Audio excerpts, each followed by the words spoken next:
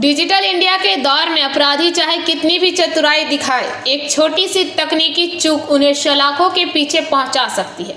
झारग्राम जिले की पुलिस ने 7 दिन पहले हुई एक दुस्साहसिक लूट का पर्दाफाश करते हुए 5 अंतर्राज्यीय अपराधियों को गिरफ्तार किया है। इस पूरे मामले का खुलासा फोन पे पर किए गए एक मामूली भुगतान के जरिए हुआ।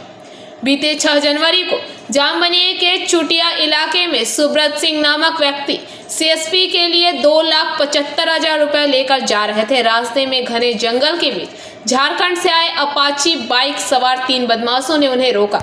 बदमाशों ने सुब्रत के सिर पर बंदूक की बट से वार किया और नकदी लेकर फरार हो गए। पुलिस जांच में पता चला कि लूट को अंजाम देने के बाद अपराधी जंगल के रास्ते भाग निकले थे।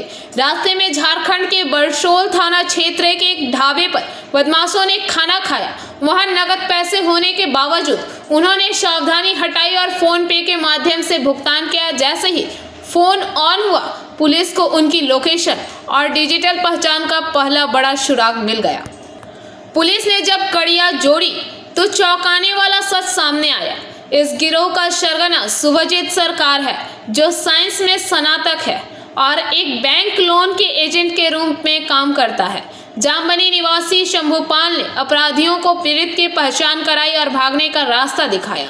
झारखंड के जादूगोड़ा और बर्मा माइंस से आए सुनील कैवत्य, मोहन किस्कू और रोहित कुमार शर्मा ने असूल लूट को अंजाम दिया।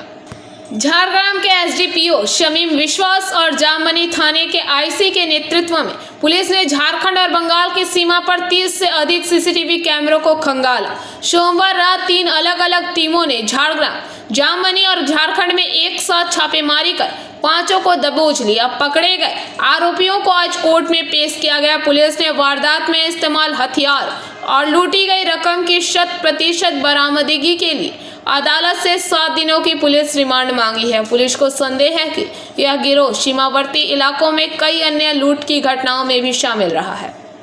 समस्त मीडिया बंधु আপনারা যারা এসেছেন প্রত্যেককে নতুন বছরের আন্তরিক শুভেচ্ছা জানাচ্ছি ঝাড়গ্রাম ডিস্ট্রিক্ট পুলিশের পক্ষ থেকে।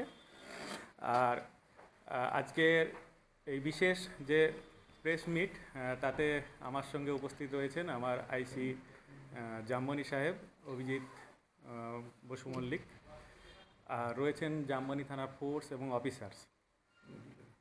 আপনারা সকলেই জানেন যে গত 6 তারিখে সকাল 10:45-এ জামবনির একটা জঙ্গল, ওই জঙ্গলটা হচ্ছে ঘং জঙ্গল। ঘং জঙ্গলে একটা রাবারি হয়, যেখানে তিনজন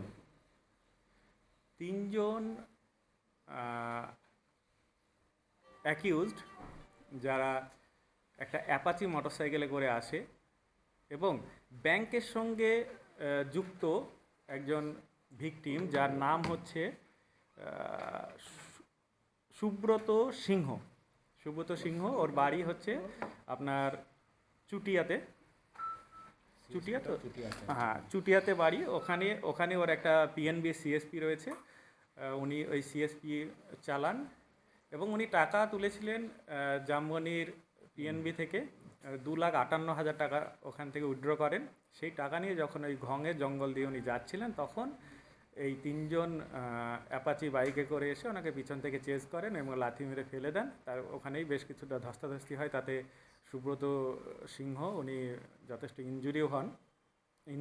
ইনজিওর্ড হন এবং ওনাকে শেষ পর্যন্ত ওনার কাছে যে ব্যাগে টাকা ছিল সেই ব্যাগটা ছিনিয়ে নিয়ে ওরা পালিয়ে যায়। এবং সুব্রতর বক্তব্য অনুযায়ী ওখানে 2,75,000 ছিল, সেই টাকা নিয়ে ওরা পালিয়ে যায়। ওরা ওই যে জঙ্গলের রাস্তা দিয়ে সোজা বেরিয়ে যায় চন্দ্রী মোড়, এনএইচের চন্দ্রী মোড় থেকে রাইট টার্ন নিয়ে ওরা সোজা বেরিয়ে যায় ঝাড়খণ্ডের উদ্দেশ্যে।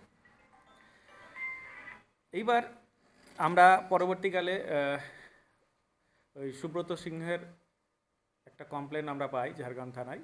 যদিও তৎক্ষণাৎ আমরা যে ইনফরমেশন পেয়েছিলাম সেই বেসিসে আমরা কাজ শুরু করে দিয়েছিলাম, ইনভেস্টিগেশনের কাজটা। তারপরে ওর কমপ্লেনের বেসিসে একটা কেস রেজিস্টার হয় জামবনি থানার। কেস নাম্বার হচ্ছে ব্যুরো রিপোর্ট, পিবিটিভি নিউজ।